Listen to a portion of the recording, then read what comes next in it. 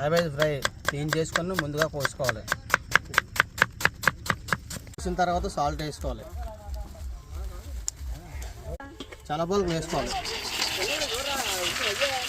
దంచిన పచ్చిమిర్చి వేసుకోవాలి.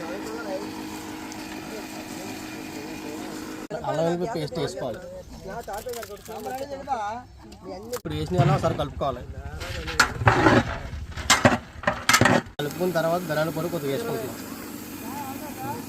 కలర్ కోసం 3 మ్యాంగ్ కారం కొద్దిగా వేసుకుంటున్నాం. గరం మసాలా కొద్దిగా వేసుకుంటున్నాం.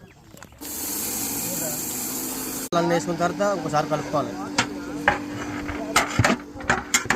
కలుపుకున్న తర్వాత కార్న్ పౌడర్ వేసుకోవాలి.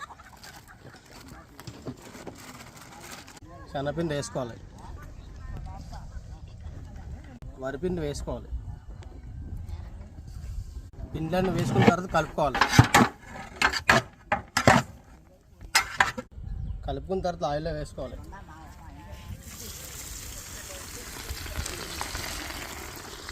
లాస్ట్లో కరివేపాకు వేసుకుంటే క్యాబేజ్ ఫ్రై అయిపోయినట్టే.